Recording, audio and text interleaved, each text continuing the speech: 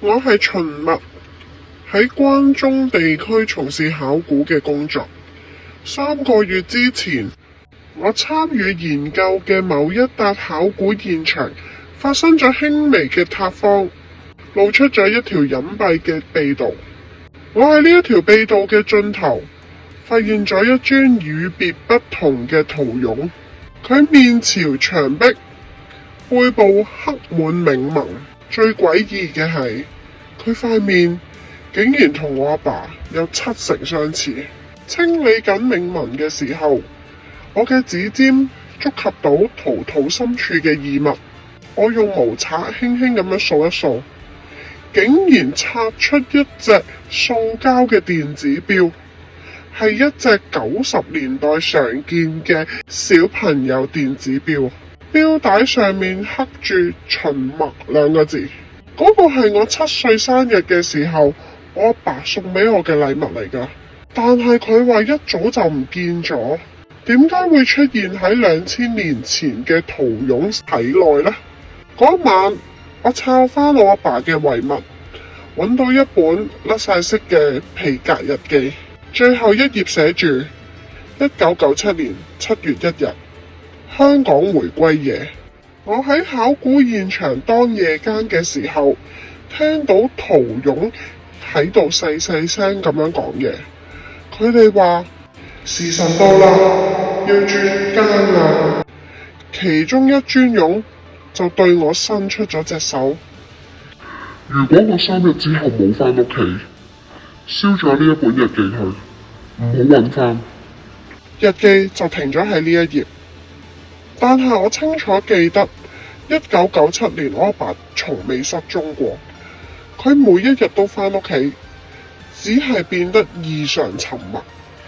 直到而家，我先察覺到一啲記憶上嘅矛盾。我嘅童年喺97至2000年嘅家庭相入面，阿爸都係企喺最側邊，從來係冇正視過鏡頭㗎。我帶住隻電子錶返去現場，深夜11點59分，個陶俑突然之間轉佢條頸啊！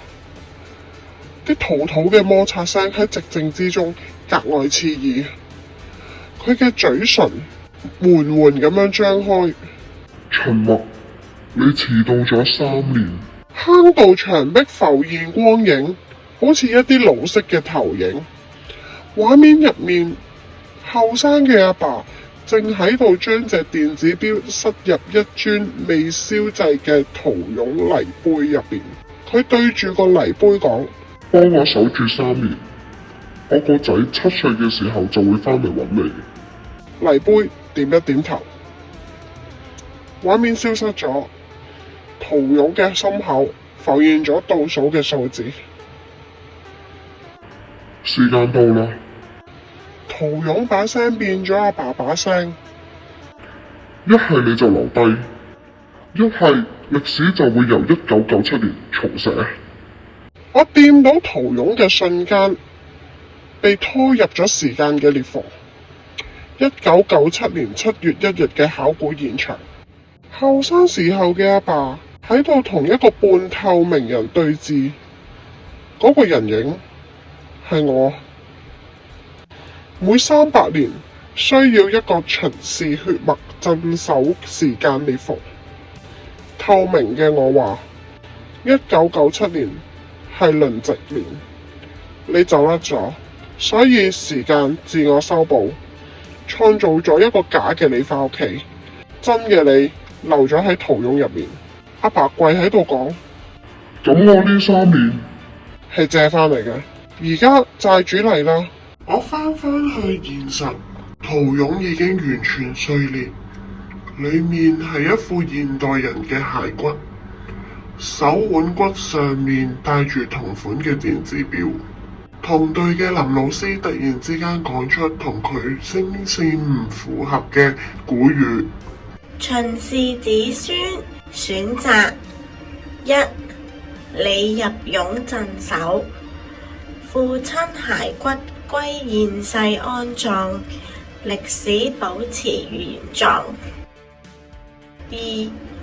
父親復活歸位，你消失於所有人記憶，如同從未存在。3.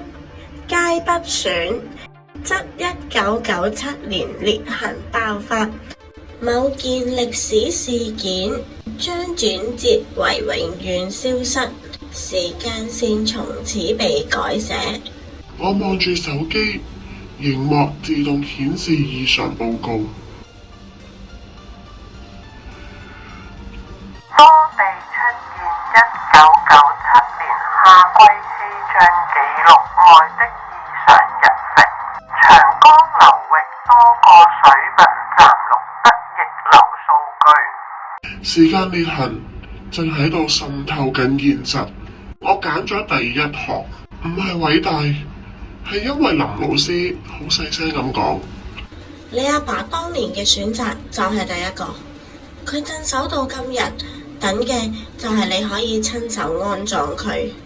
圖包包裹住我嘅時候，我見到真相。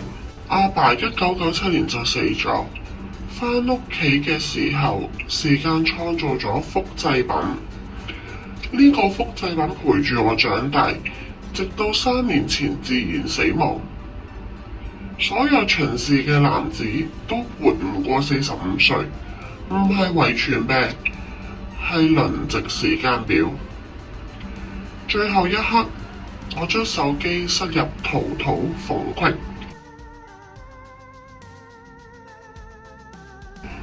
如果你喺參觀某一處考古現場嘅時候，聽到圖傭入邊傳出手機鈴聲；如果你發現家族所有男性都活唔過某一個年齡；如果你嘅記憶出現咗矛盾嘅空白，記住，時間唔係河流，係循環嘅監獄，而看守監獄嘅獄卒代代相傳。下一班輪值係2027年，秦氏家族1997年出世嘅嗰個男仔，今年啱啱好30歲。